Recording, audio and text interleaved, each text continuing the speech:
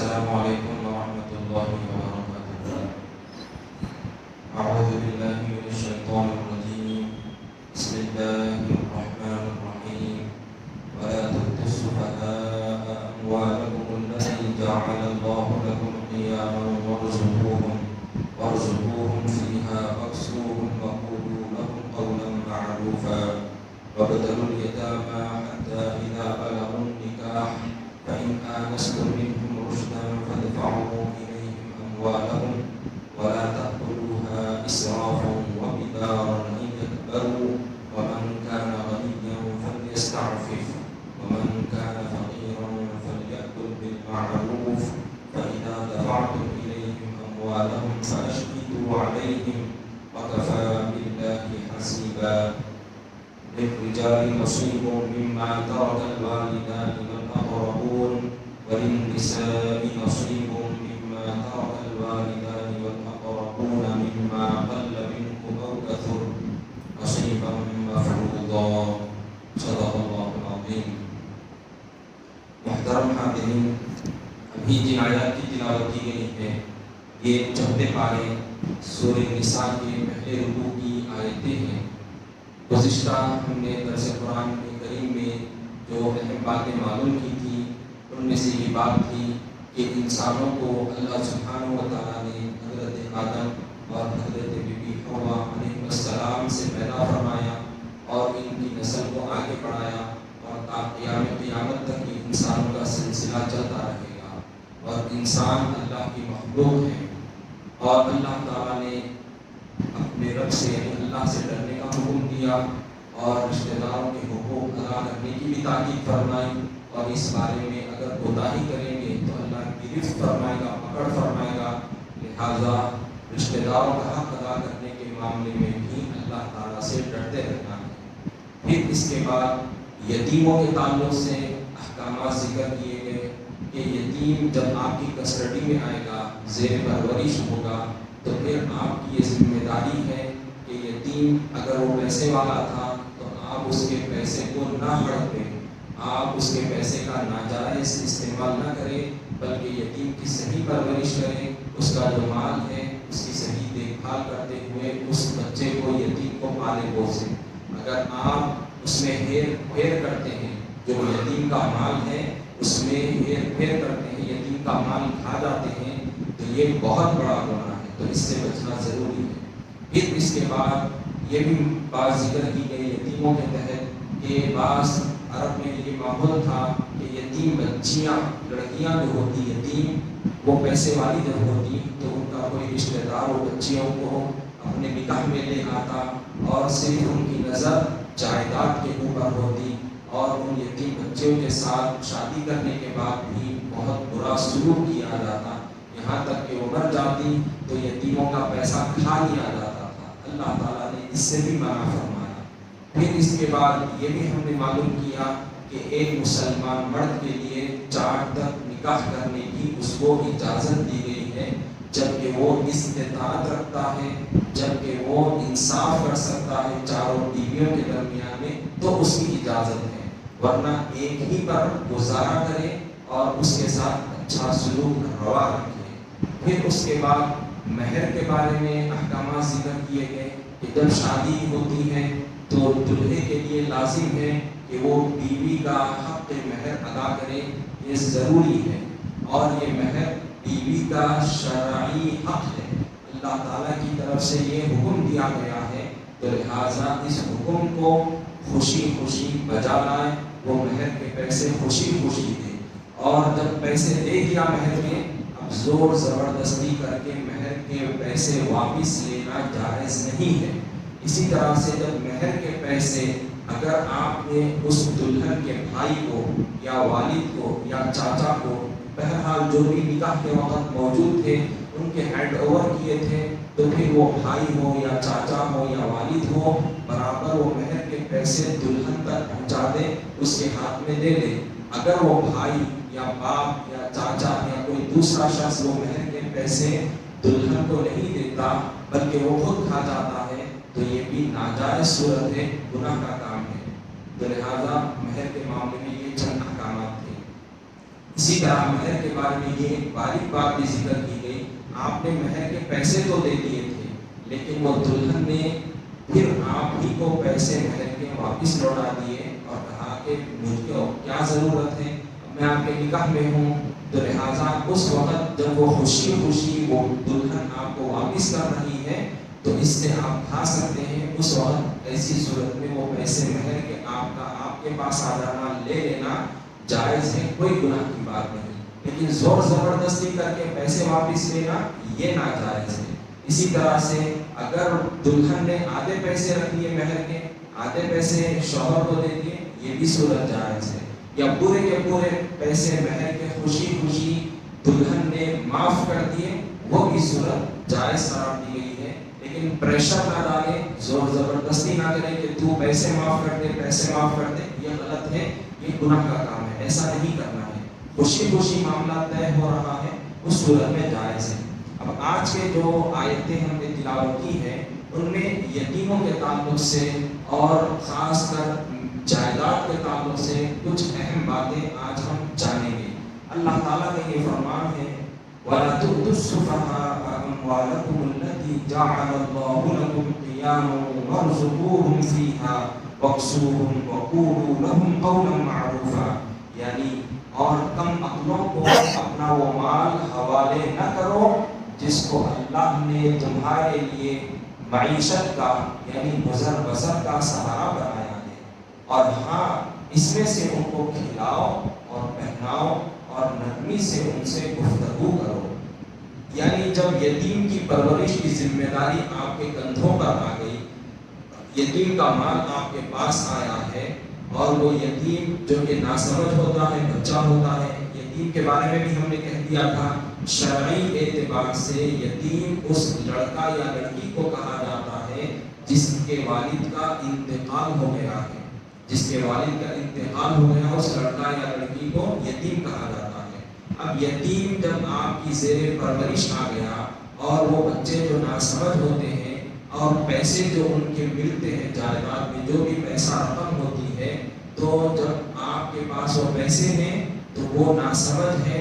اگر آپ ان کو دے دیں گے پیسے تو وہ ضائع کر بیٹھیں گے، پیسوں کو خرچ کر دیں گے اور اپنے آپ کو نقصان میں ڈال دیں گے۔ تو لہٰذا یتیم بچوں کے پیسوں کی حفاظت کرنا اس پرورش کرنے والے کے لیے اور اس کی حفاظت کرنا ضروری ہے۔ جب بچے سمجھدار ہو جائیں گے تو ان کے پیسے برابر ایک ایک حساب ان کو دے دیا جائے گا۔ اسی طرح سے جب آپ کی زیر پرورش یتیم کوئی ہوں گے تو یاد رکھ لیں ان کے ساتھ نرم رویہ اختیار کرنا، ان کے کھلانے پلانے کا بندوبست کرنا، ان کے کپڑے پہنانے کا بندوبست کرنا اور ان کا دل بہلاتے رہنا، اچھی باتیں گفتگو ان سے کرنا، تلخ اور کڑوی باتیں اور بد کلامی ان سے ہرگز نہیں کرنا ہے، کیونکہ اگر آپ یتیموں کے ساتھ بد کلامی کرتے ہیں، ظلم و زیادتی کرتے ہیں، بری بات کہتے ہیں تو اللہ تعالیٰ کو یہ بڑی سخت ناپسند ہے۔ تو لہٰذا یتیم بچوں کے ساتھ اچھا معاملہ کرنا، ان کے ساتھ نرم رویہ اختیار کرنا، ان کو سمجھاتے رہنا کہ جو پیسے آپ لوگوں کے ہیں وہ میرے پاس امانت ہے، جب آپ لوگ سمجھدار ہو جائیں گے تب میں آپ لوگوں کے پیسے آپ کو برابر آپ کا حق واپس کر دوں گا۔ تو اس طرح سے ان کو تربیت کرتا رہے، نرم رویے کے ساتھ ان کے سامنے یہ باتیں کرتا رہے۔ پھر مزید اللہ تعالیٰ ارشاد فرما رہے ہیں کہ جو پیسے آپ کے پاس آئے ہیں یتیموں کے، اب اس کو کب واپس کرنا چاہیے بتلا رہے ہیں اللہ تعالیٰ وَابْتَلُوا الْيَتَامَىٰ حَتَّىٰ إِذَا بَلَغُوا النِّكَاحَ فَإِنْ آنَسْتُم مِّنْهُمْ رُشْدًا فَادْفَعُوا إِلَيْهِمْ أَمْوَالَهُمْ وَلَا تَأْكُلُوهَا إِسْرَافًا وَبِدَارًا أَن يَكْبَرُوا، یعنی اور یتیموں کی سمجھ بوجھ کو آزماتے رہو یہاں تک کہ وہ نکاح کی عمر کو پہنچ جائے، پھر اگر ان میں ہوشیاری دیکھو تو ان کا مال ان کے حوالے کر دو،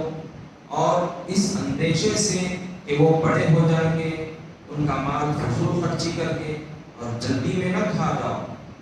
تو اس آیت شریفہ میں بتایا جا رہا ہے کہ جو یتیم آپ کی زیر پرورش ہے، جو یتیموں کا مال آپ کے پاس بطور امانت ہے، آپ برابر اس کی حفاظت کرتے رہیں، اور جب یتیم بچے جب بالغ ہو جائیں گے، سمجھدار ہو جائیں گے، بڑے ہو جائیں گے، تو ان کو آزماتے رہو۔ لڑکی جو بالغ ہوتی ہے شرعی اعتبار سے تو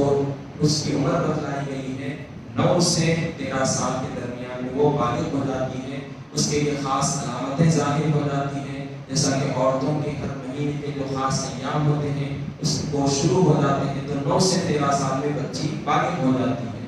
اور مرد بچے کے لیے 12 سے 15 سال کے درمیان میں وہ بچہ بالغ ہو جاتا ہے، اور اس کے آثار احتلام وغیرہ کی چیزیں ظاہر ہو جاتی ہیں۔ تو لہذا جب یہ بچے بالغ ہو جائیں گے، بڑے ہو جائیں گے، تو اب آپ جو پال رہے ہیں، پرورش کر رہے ہیں، آپ کی ذمہ داری ہے ان کا ٹیسٹ لیتے رہیں، امتحان لیتے رہیں، ان کو تھوڑے تھوڑے پیسے دیتے جائیں، دیکھیں کہ یہ صحیح خرچ کرتے ہیں یا فضول خرچی میں پیسوں کو اڑا دیتے ہیں، اس ذمہ داری دیتے جائیں۔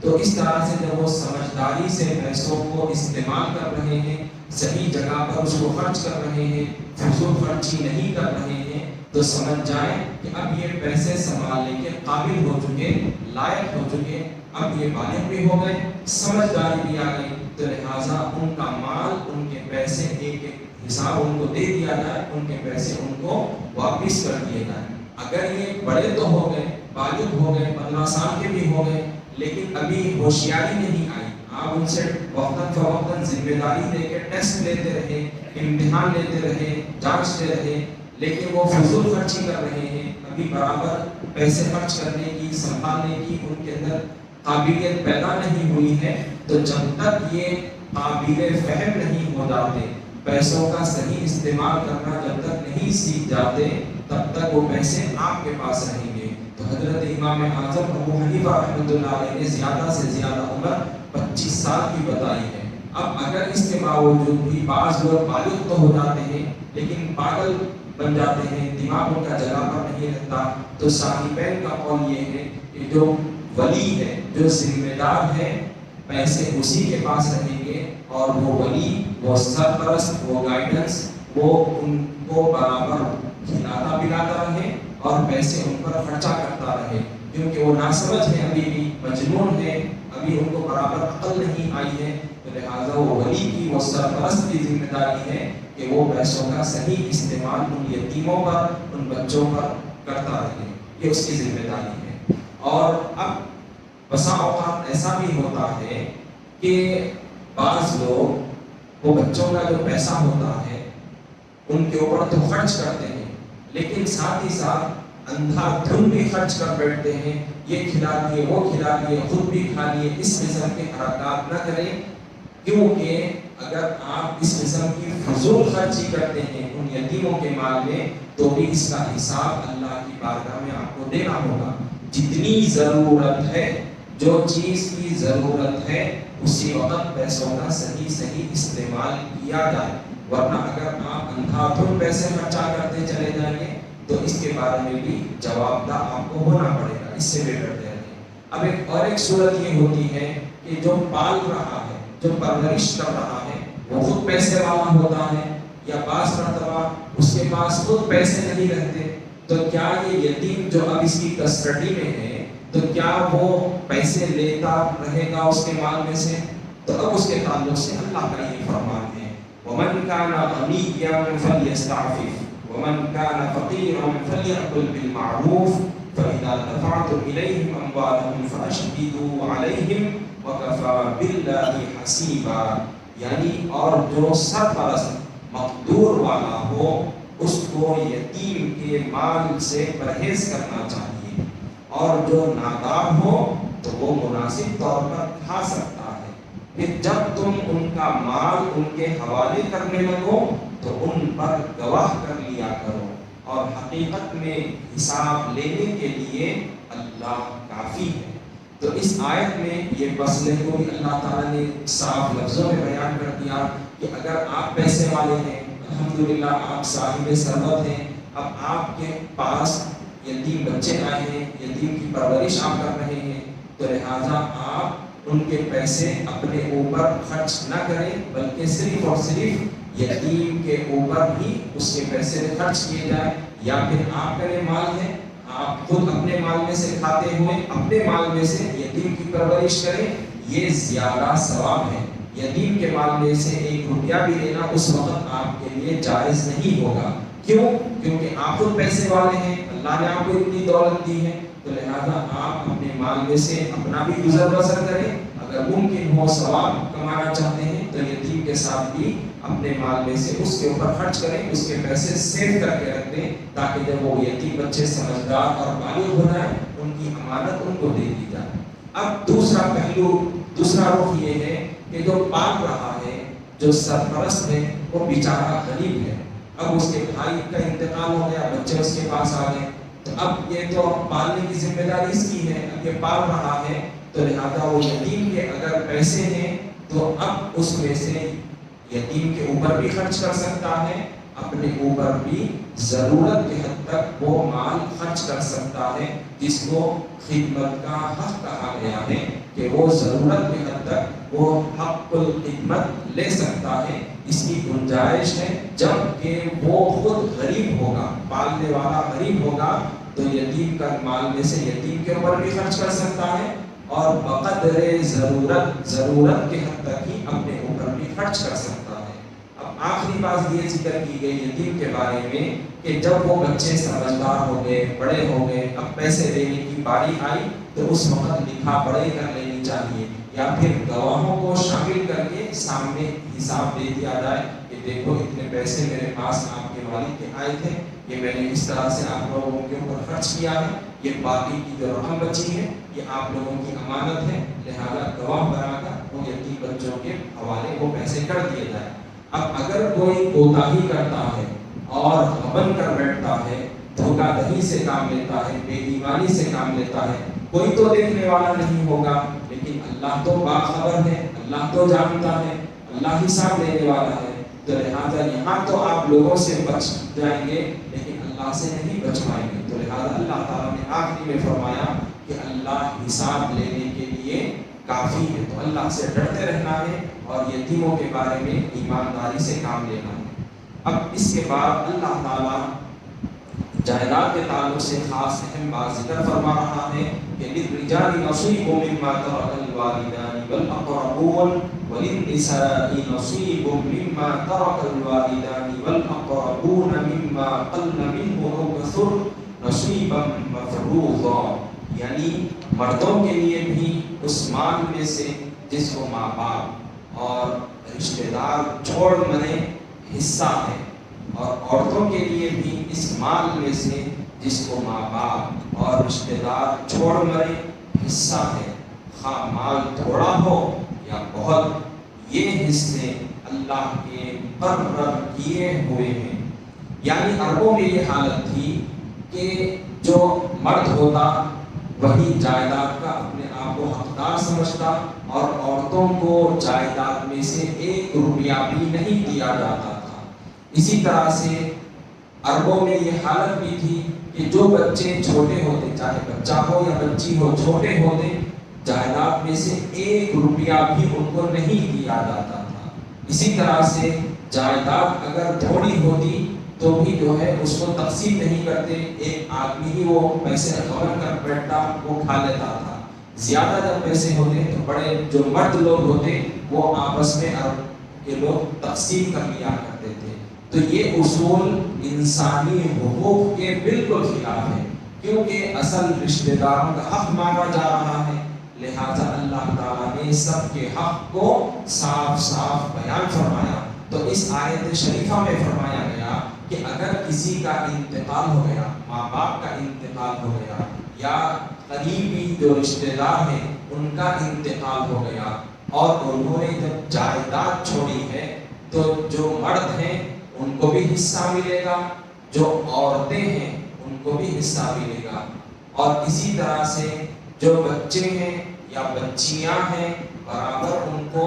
جائیداد میں سے برابر ان کو حصہ ملے گا۔ اسی طرح سے مال تھوڑا ہے، 1000 روپے بھی ہے، 500 روپے بھی اگر جائیداد میں ہیں تو برابر اس کی تقسیم کرنی چاہیے۔ زیادہ بھی ہے تو اللہ تعالیٰ نے جو حصے مقرر کیے ہیں ان زیادہ میں سے بھی برابر برابر حصوں کو تقسیم کرنا یہ ضروری قرار دیا گیا ہے۔ چنانچہ اس آیت کے مطابق یہ روایت ہم کو ملتی ہے کہ ایک صحابی رسول حضرت اوس رضی اللہ عنہ کا انتقال ہو گیا۔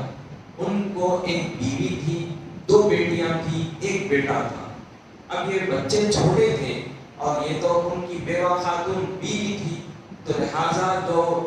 وہ صحابی جائیداد چھوڑ کر گئے تھے، انتقال کر گئے، تو اب ان کا بھائی جائیداد کے اوپر قبضہ کر لیا، نہ بیوی کو حق دے رہا ہے نہ اولاد کو حق دے رہا ہے مرحوم کی۔ تو لہٰذا وہ صحابی رسول کی بیوی حضور کی خدمت میں حاضر ہوئی اور شکایت کی کہ یا رسول اللہ میرے ساتھ ناانصافی کا معاملہ کیا جا رہا ہے۔ تو اس وقت اللہ تعالیٰ نے یہ آیت نازل فرمائی کہ مرد کو بھی برابر حصہ ملے گا، عورت اگر ہے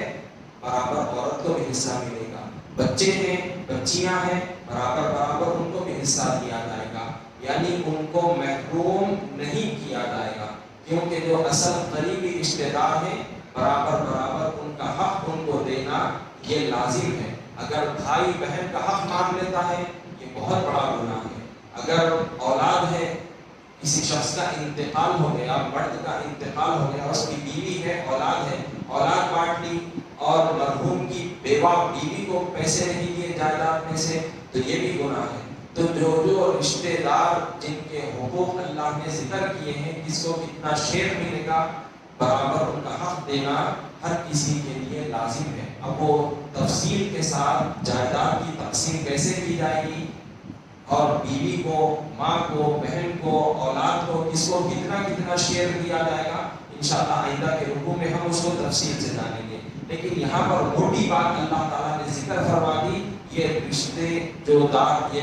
دار ہیں ان کے حقوق اللہ کی طرف سے مقرر کیے گئے ہیں، مرد ہو یا عورت ہو، بچے ہو یا بچیاں ہوں، بوڑھے ہو یا جوان ہو، جو بھی ہو، جن کا حق بنتا ہے برابر ان کا حق دینا لازم ہے۔ یہ اللہ تعالیٰ کی طرف سے مقرر کردہ حصے ہیں۔ اگر اس میں کوتاہی کی جائے گی تو پھر کل قیامت کے دن جواب دینا پڑے گا۔ اب اس کے بعد اللہ تعالیٰ بڑی اہم بات یہاں پر ایک بات ذکر فرما رہے ہیں، وہ یہ ہے وَإِذَا حَضَرَ الْقِسْمَةَ أُولُو الْقُرْبَى وَالْيَتَامَى وَالْمَسَاكِينُ فَارْزُقُوهُم مِّنْهُ وَقُولُوا لَهُمْ قَوْلًا مَّعْرُوفًا۔ اور جب ترکے کی یعنی جائیداد کی تقسیم کے وقت دوسرے رشتہ دار اور یتیم بچے اور محتاج وہ مسکین لوگ آ جائیں تو اس میں سے ان کو بھی کچھ دے دیا کرو اور ان کے ساتھ نرمی سے پیش آؤ۔ یعنی اصل رشتہ داروں کا حق جو اللہ نے بیان کر دیا تو برابر ان کو تو دینا ہی دینا لازم آتا ہے۔ ان کے علاوہ ایک بات اللہ نے یہ بھی ذکر فرما دی کہ جب جائیداد بڑھ رہی ہے، جب جائیداد کی تقسیم عمل میں آ رہی ہے، اس دوران اگر کوئی غریب آ جائے، کوئی یتیم آ جائے، کوئی محتاج آ جائے، تو چاہیے کہ جو جائیداد کا جو بٹوارا ہو رہا ہے اس میں سے ان غریبوں کو بھی کچھ دے دیا جانا چاہیے، اور یہ مستحب عمل اس کو قرار دیا گیا ہے۔ یعنی اگر آپ دیں گے تو اس پر آپ کو ثواب ملے گا، نہیں دیں گے تو کوئی گناہ نہیں ہوگا۔ لیکن اصل رشتہ داروں کو دینا ہی دینا ہے، جو رشتے مقرر ہیں جن کا حق دینا لازم ہے ان کو تو دینا ہی دینا ہے۔ لیکن اس سے ہٹ کر بھی جو بعض حصے جس کو دینا چاہیے، غریب ہے، مسکین ہے، تو لہذا ان یتیموں کو بھی آپ کچھ نہ کچھ دے دیا کریں، یہ چیز بھی جو ہے آپ کے لیے ثواب کا باعث ہے۔ اب اس کے تحت ایک حدیث شریف بھی سن لیجیے کہ حضور صلی اللہ علیہ وسلم کے صحابہ اکرام میں سے ایک صحابی کے تعلق سے ایک بات ذکر کی گئی کہ حضرت عبد الرحمن بن ابو بکر رضی اللہ عنہ جب ان کے والد کا انتقال ہو گیا، جب جائیداد کا بٹوارا ہو رہا تھا، تو آپ نے جائیداد کے پیسوں میں سے غریبوں کے لیے کھانا تیار کروایا اور ان کے اندر تقسیم کر دیا گیا۔ تو یہ معاملہ بی بی عائشہ صدیقہ رضی اللہ عنہا سے پوچھا گیا کہ انہوں نے جائیداد کے پیسوں میں سے جن کا حق نہیں بنتا ان کو بھی انہوں نے کھلا دیا ہے، جبکہ رشتہ دار ان کو تو دینا ہے۔ تو بی بی عائشہ صدیقہ رضی اللہ عنہا نے فرمایا کہ انہوں نے قرآن کریم کی اس آیت پر عمل کیا کہ جس میں اللہ تعالیٰ نے فرمایا وَإِذَا حَضَرَ الْقِسْمَةَ أُولُو الْقُرْبَى وَالْيَتَامَى وَالْمَسَاكِينُ فَارْزُقُوهُم، کہ جب جائیداد کی تقسیم کے وقت قریبی جو رشتہ دار ہیں، یتیم ہیں، جو ضرورت مند ہیں، مسکین ہیں، جب وہ آ گئے تو آپ کو چاہیے کہ ان کو بھی کچھ دے دینا چاہیے، اور پھر باقی کی جو جائیداد ہے اصل رشتہ داروں میں ان میں تقسیم عمل میں آنی چاہیے۔ اگر آپ نہیں دینا چاہتے، کوئی مانگنے والا آ گیا، کوئی یتیم آ گیا، کوئی رشتہ دار آ گیا، نہیں دینا چاہتے، جھڑک کر نہیں بھی جانا ہے، جھڑک کر نہیں بھی جانا ہے، بلکہ نرم کلامی کے ساتھ اچھی گفتگو کر کے کہ بھائی معاف کر دیں، اس طرح سے ان کو رخصت کر دینا۔ اگر آپ نے ان کو تھوڑا بہت تو دے دیا تھا لیکن وہ اور مطالبہ کر رہے ہیں، اس وقت بھی نہیں جھڑکنا کہ دیکھو تھوڑا تو دے دیے چلے جاؤ اور کیا مانگ رہے ہیں، اس طرح سے نہیں بولنا چاہیے، بلکہ اس وقت بھی نرم رویہ اختیار کرنا چاہیے کہ تھوڑا دے دیے نا تو اس کے بعد نرم رویے کے ساتھ ان کو رخصت کر دیں،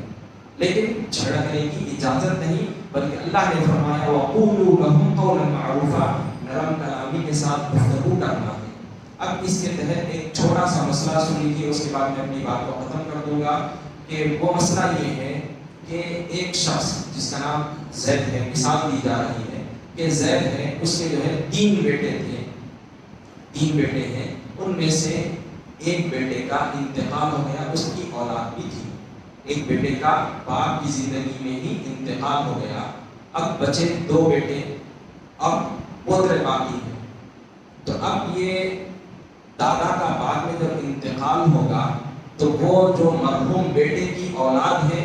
دادا کی جائیداد میں سے پوتروں کو نہیں ملے گا حصہ، کیوں؟ کیونکہ اصل جو رشتہ دار ہیں اس کے بیٹے زندہ ہیں،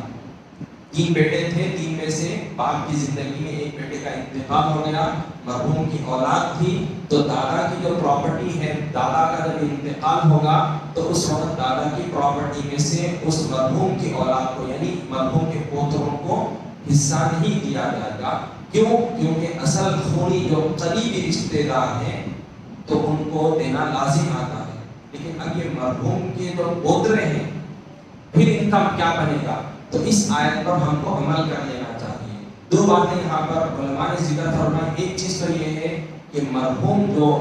دادا جو ہے انتقال کرنے سے پہلے، یعنی جو اس کے بیٹے کا انتقال ہو چکا ہے، اپنی ہی زندگی میں وہ دادا اپنے پوتروں کے لیے کچھ وصیت کر دے کہ پوری جائیداد میں سے 1/3 حصہ، 1/3 شیئر اپنے پوتروں کو دے دیا جائے، یہ وصیت کر دے، ایک بات۔ دوسری بات، دوسرا حکم علماء نے یہ ذکر کیا کہ یہ آیت میں جو بات ذکر کی جا رہی ہے کہ جب اصل قریبی رشتہ داروں کے درمیان میں جب جائیداد بٹ رہی ہے، جو اللہ نے حصے مقرر کیے کس کو کتنا ملے گا، جب وہ لوگ مرنے کے بعد، کسی کے انتقال کے بعد جب یہ جائیداد کا بٹوارا ہو رہا ہے، تو جب ایسے رشتہ دار جیسا کہ پوترے ہیں، جب وہ لوگ آ گئے کہ دیکھو ہمارے کو بھی کچھ حصہ چاہیے، حالانکہ ان کا شیئر نہیں بنتا، دادا کی جائیداد میں سے وہ پوتروں کا شیئر نہیں بنتا، تو لہذا اب کیا کرنا چاہیے؟ تو بتلایا گیا کہ یہ جو جائیداد تقسیم ہو رہی ہے تو یہ جو بھائی ہے تو وہ